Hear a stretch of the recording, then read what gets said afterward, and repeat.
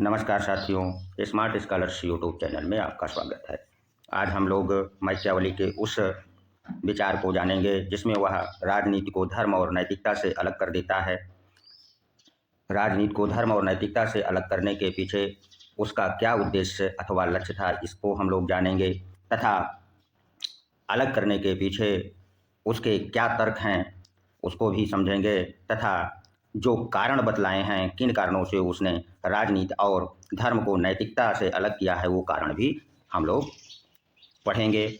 और चलिए अब हम आगे अपने वीडियो को बढ़ाते हैं और एक एक करके बिंदुवार बारीकी से अध्ययन शुरू करते हैं। तो सबसे पहले हम उसके इस विचार को जानने का प्रयास करते हैं कि उसने राजनीति को धर्म और नैतिकता से क्यों अलग किया था। तो मैकियावेली पहला विचारक था जिसने राजनीति को धर्म और नैतिकता से अलग किया था। किससे? धर्म और नैतिकता से अलग करने वाला प्रथम विचारक था। इसके पहले सोफिस्ट वर्ग और यूनानी जितने भी विचारक थे, चाहे वो सुकरात रहे हों, प्लेटो रहे हों, अरस्तु रहे हों, इन लोगों ने धर्म और नैतिकता को राजनीति से संबंधित रखा, अर्थात उनकी राजनीतिक विचारधारा धर्म और नैतिकता से प्रेरित थी। और मैकियावेली पहला विचारक होता है जो कि राजनीति को धर्म और नैतिकता से जानबूझकर अलग कर देता है।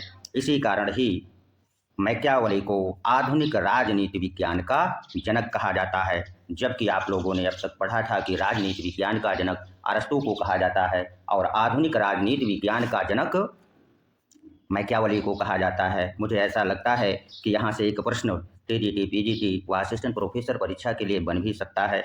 आपसे पूछ सकता है कि आधुनिक राजनीति विज्ञान का जनक किसे कहा जाता है, तो आप गलती से भी अरस्तु को मत लगाइएगा। आधुनिक राजनीति विज्ञान का जनक मैकियावेली को कहा जाता है। और राज्य शब्द का प्रयोग भी सबसे पहले मैकियावेली ही करता है। इसके पहले जो अरस्तु और प्लेटो ने राज्य शब्द का प्रयोग नहीं किया था, बल्कि उनका राज्य जो था वह नगर राज्य था। यहाँ से भी प्रश्न बन सकता है और अक्सर परीक्षाओं में इस प्रश्न को पूछा भी जाता है। इसलिए यदि नोट्स बुक बना रहे हैं तो इसे अवश्य नोट कर लीजिए। चलिए अब हम आगे ये जानेंगे कि राजनीति को धर्म और नैतिकता से अलग करने के लिए उसका क्या लक्ष्य अथवा उद्देश्य था, उसे जान लें या समझ लें। तो राजनीति को धर्म और नैतिकता से अलग करने के पीछे उसका जो उद्देश्य था, राज्य को शक्तिशाली बनाना। पहला उद्देश्य क्या था? शक्तिशाली बनाना तथा राज्य को एकीकृत या केंद्रीकृत करना था।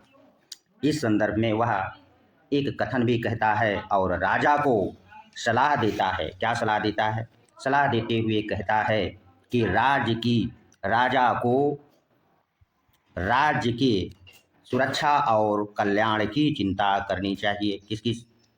राज्य की सुरक्षा और कल्याण की चिंता करनी चाहिए।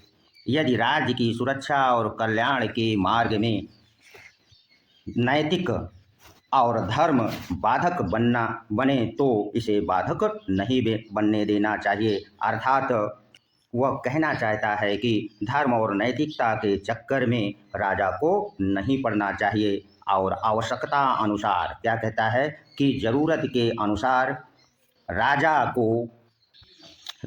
को ऊपर से दयालु, विश्वासी, धार्मिक व सच्चा बनने का ढोंग करना चाहिए और आवश्यकता पड़ने पर, क्या पड़ने पर? आवश्यकता पड़ने पर उसे निर्दयी बनना चाहिए, विश्वासघाती होना चाहिए तथा अधार्मिक हो जाना चाहिए।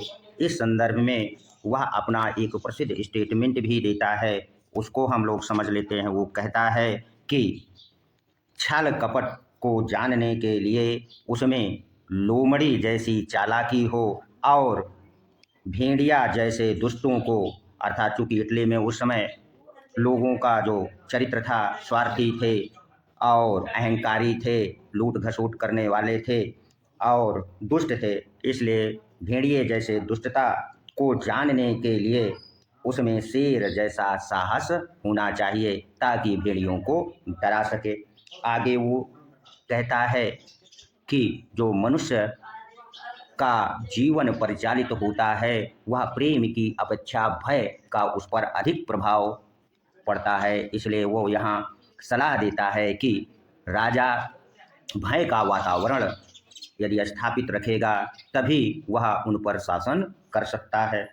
इस तरह से वह राजा को राज्य के उद्देश्य अर्थात शक्तिशाली बनने और एकीकृत करने के लिए जो सलाह देता है वो तत्कालीन इटली की जो व्यवस्था थी अर्थात उस समय का जो वातावरण था के अनुकूल वह ये बातें कहता है। आगे अब हम ये जानेंगे कि राजनीति को धर्म और नैतिकता से अलग करने के वो कौन से कारण बतलाता है।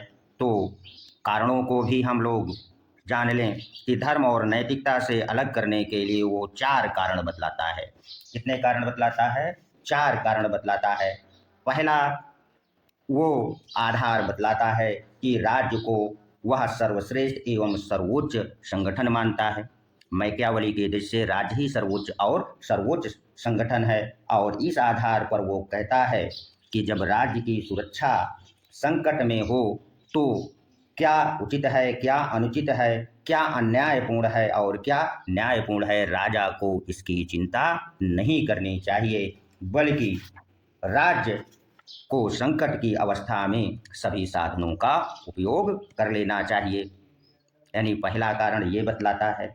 दूसरा कारण जो वो आधार देता है राजनीति को धर्म और नैतिकता से अलग करने का, उसका यथार्थवादी दृष्टिकोण था। यथार्थवादी दृष्टिकोण था। इस आधार पर वो कहता है कि राजनीति में नैतिकता के उपदेश देना व्यर्थ है, अर्थात वह राजनीति के क्षेत्र में धर्म और नैतिकता का उपदेश देना व्यर्थ है, क्योंकि व्यवहार में आज आप लोग ऐसा देख भी रहे हैं, कोई भी पार्टी हो धर्म और नैतिकता को ध्यान में नहीं रखती है। क्या उचित है, क्या अनुचित है, सभी साधनों का धन बल साम दाम दंड भेद सभी नीतियां अपनाई जाती हैं। फिर तीसरा जो कारण वो बतलाता है तत्कालीन मानव स्वभाव की जो विशिष्ट धारणा को बतलाता है। उसमें कहता है कि जो मानव का स्वभाव है वो प्रेम की अपेक्षा भय से अधिक संचालित होता है, इसलिए शासक भय के द्वारा ही शासन व्यवस्था को बनाए रख सकता है। ये उसका तीसरा मजबूत आधार है राजनीति को नैतिकता और धर्म से अलग करने का। चौथा कारण वह ये बतलाता है धर्म और नैतिकता से राजनीति को अलग करने का। वह शक्ति को, वो कौन सा कारण बतलाता है? शक्ति तथा वीर पुरुषों को अधिक महत्व देना।